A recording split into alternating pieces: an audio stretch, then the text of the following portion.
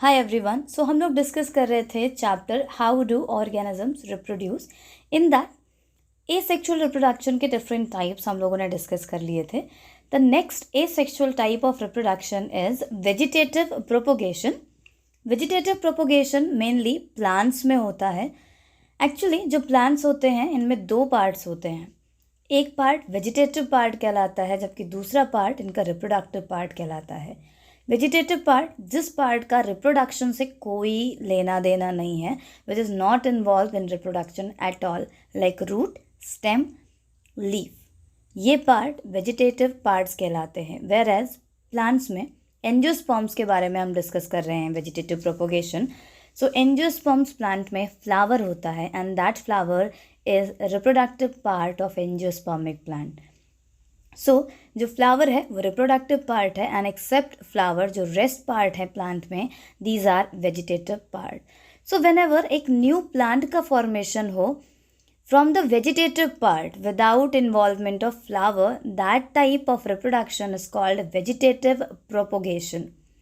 Vegetative propagation को आप simply define कर सकते हैं, the formation of new plants from stem, root or leaf of the plant is called vegetative propagation.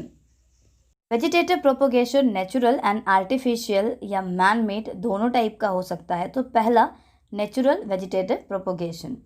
Natural vegetative propagation में plant के vegetative parts में कुछ स्पेशल बड्स प्रेजेंट होती हैं। इन बड्स को एडवेंटिशियस बड्स कहा जाता है।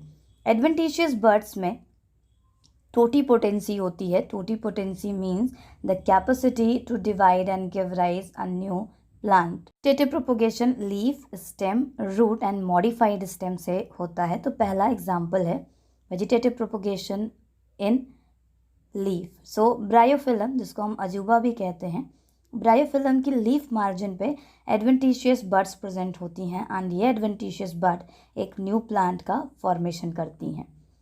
In the root of some plants, the food is stored and due to the storage of food, ये parts कुछ swell up हो जाते हैं या swollen हो जाते हैं and इन parts में capacity होती है to divide and give rise a new plant like dahlia and potato is a modified stem. potato modified stem है जिसमें small adventitious bud present होती हैं। इनको हम आई buds कहते हैं या आई।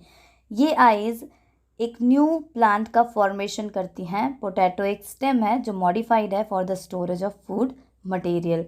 कुछ और मॉडिफाइड स्टेम्स हैं जो न्यू प्लांट्स का फॉर्मेशन करती हैं, like ginger, banana, garlic. The garlic and onion, this is called bulb. So these are the different methods of natural vegetative propagation. The second vegetative propagation was artificial. Artificial का मतलब है man made, जो humans ने modified करके नए plants बनाए हैं। So artificial vegetative propagation 3 different types का होता है, cutting, layering and grafting. First one is cutting. Cutting में आप किसी भी प्लांट का कोई भी पार्ट प्रोपोगेशन के लिए यूज़ कर सकते हैं। For example 20 to 30 centimetre long stem का पीस अगर हम कट करें एंड इसको सॉइल में, नेचुरल सॉइल में प्लांट कर दें, it will gives off root and shoot.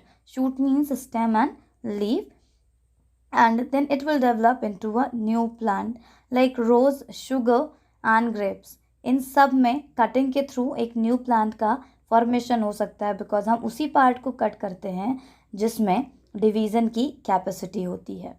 Second is layering. Layering में हम विदाउट डिटैचिंग किसी भी प्लांट की ब्रांच को लेके, ब्रांच स्टेम से लेके उसको एक लेयर ऑफ सॉइल से कवर कर देते हैं। That's what is called layering and after some time ये लेयर्ड पार्ट डेवलप करता है रूट एंड जैसे ही रूट डेवलप होती है ये पेरेंट प्लांट से डिटैच हो जाता है। सो this is called layering. Third one is grafting. Grafting में हम 2 पार्ट्स यूज़ करते हैं 2 डिफरेंट प्लांट्स का एंड इनको हम इस तरीके से ज्वाइन करते हैं that they develop into a new plant.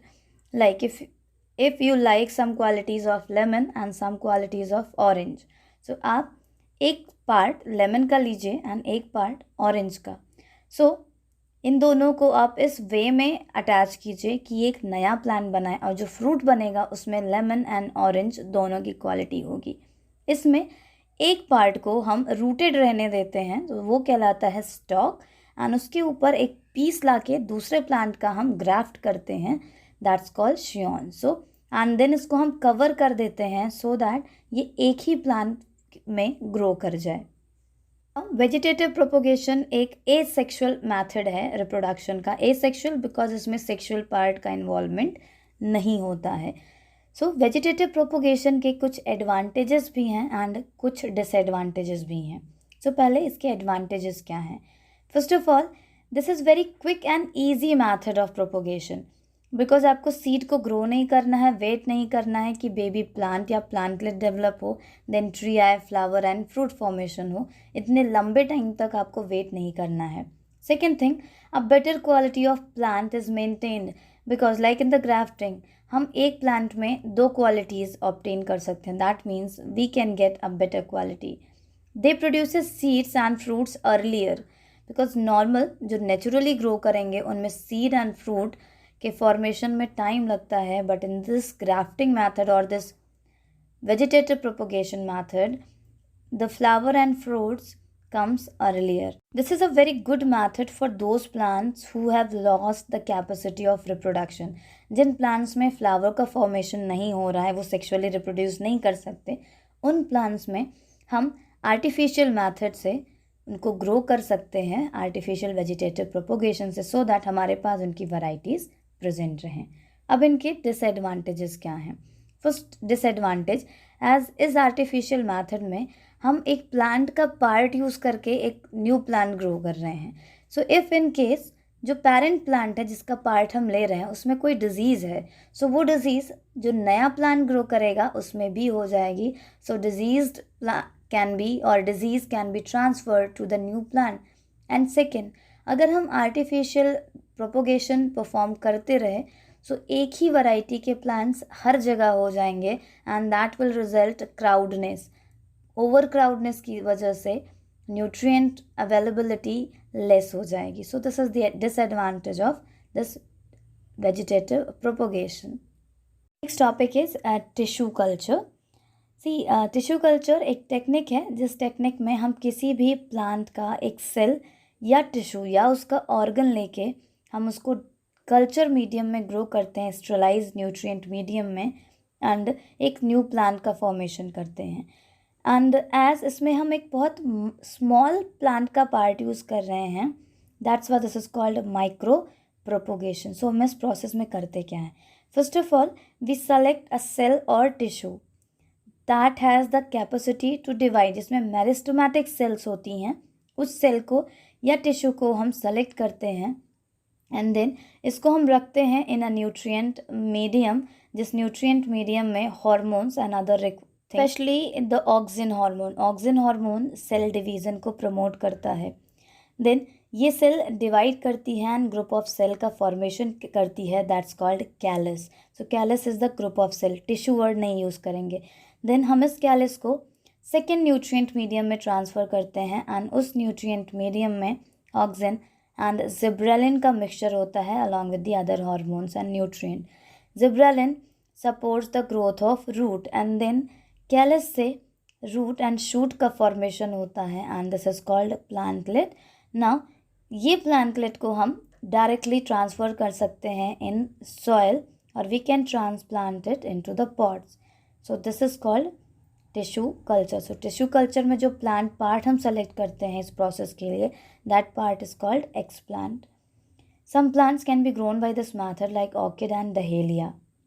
And the next topic is sexual reproduction in plant, that I'll discuss in the next video. Till then, revise it.